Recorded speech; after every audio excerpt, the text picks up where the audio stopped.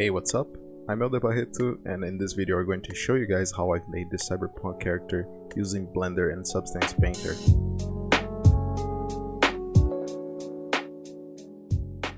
For more complex projects like this one, it's always a good idea to start getting as much reference as possible, things that will help you along the way. For this specific character, I wanted something in that cyberpunk aesthetic, but with a more realistic vibe to it, avoiding cliches that comes with this topic.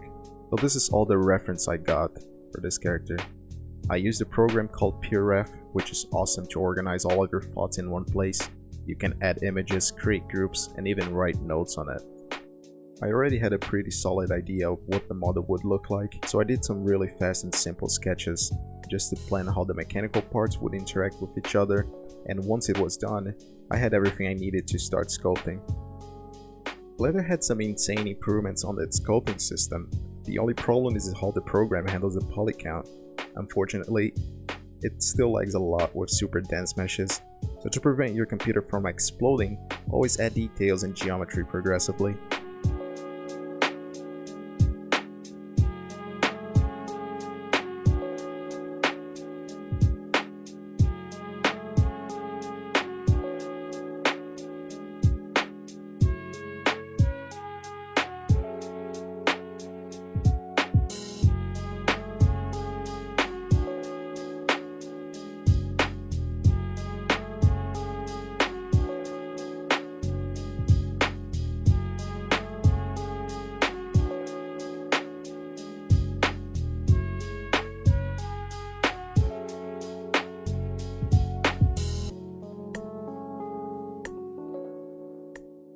I know we all get super excited to add those fine details into our model as fast as possible, but this is a huge mistake. Just like in traditional sculpting, there are certain steps that should be checked before advancing to another one. So for sculpts, your first priority is to build a solid silhouette for your character. You should be able to recognize the matter of your sculpt only by its primary forms. Always looking up to anatomical reference to help you to get the placements and proportions right.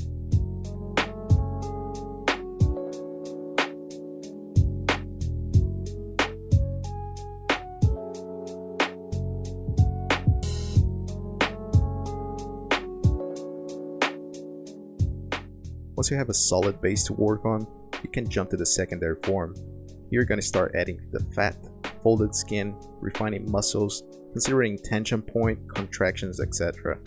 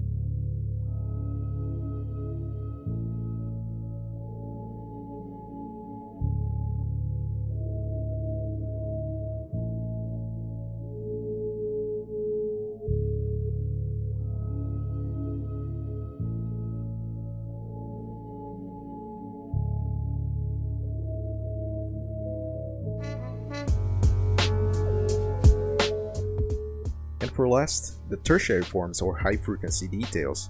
Basically everything that goes on top of the dermis layer of the body should be included here. So veins, scars, pores, wrinkles and so on, but those are very small details. To have a decent amount of resolution to display them, you're gonna need a lot of geometry, and that's when you know you're gonna need to retopologize your mesh. By having a clean topology, you can apply a multi-resolution modifier to it, which will allow you to sculpt really fine details without actually adding geometry to your mesh. For this character, I was testing an add-on called Code Remesher that can instantly retopologize the entire mesh with one click.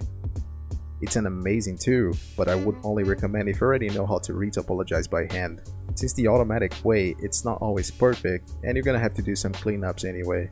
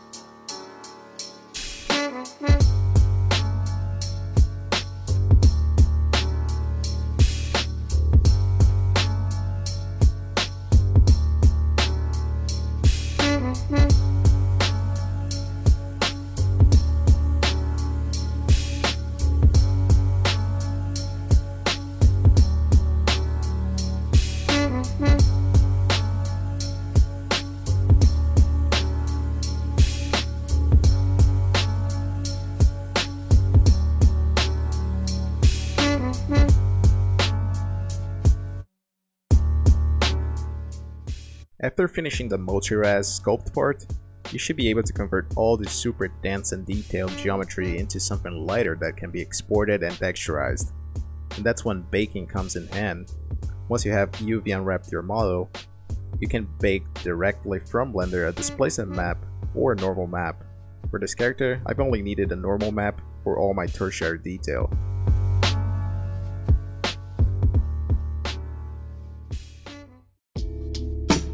Alright, we have our model done and it's time to texture it. Substanc's Beta have an awesome system of layers and it's almost like using Photoshop for 3D models. You can see I start creating the dermis layer first with a fleshy red color, adding those tiny veins on spots where the skin is thinner. Places where the bones are more prominent should have a more bluish or greenish tone since there is less blood passing through. Doing all by hand using masks and procedural brushes to help me create a more believable skin shader.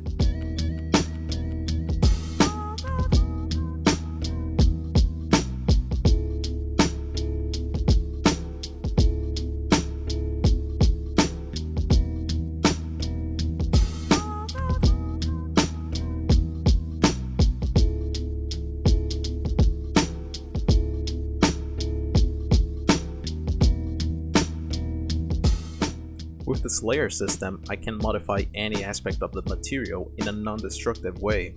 So for example, if I need some more redness somewhere, I can simply erase the layer on top to reveal the one at the bottom. And this helps a lot, since it gives the opportunity to test more, compared to some more straightforward programs where you're kinda stuck with the decisions you make at first.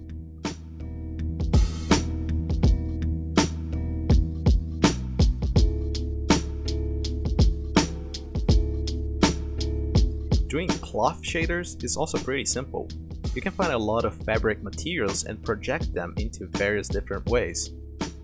Depending on the way you did the UV unwrapping of your model, those projections might look a bit weird or distorted, so planning where you put the seams can help you creating a more believable cloth shader. A good tip is to put seams where there would naturally be seams. This way, if there's any breakup on the pattern, it's going to be where the seam is anyway. I felt like the body part was kinda empty, with a lack of personality, so I decided to add some tattoos to help fill the gaps and break the flatness. The small addition definitely made him look more authentic and not just a plain character.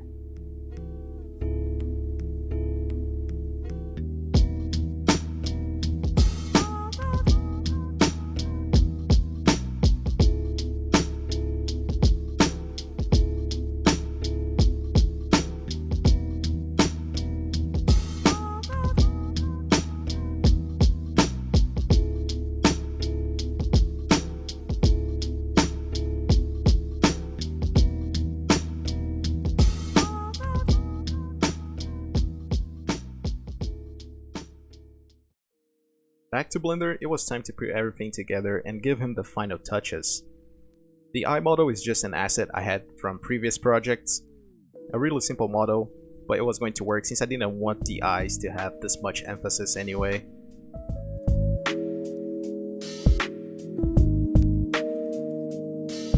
For hair simulation, I prefer to use a workflow kinda like what XGen and Maya have, creating guide follicles to later add simulated children particles that will follow the guides.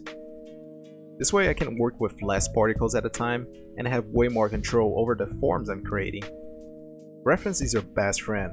Something seems like it's easy to create, but when you put it on practice you see how complex it can be.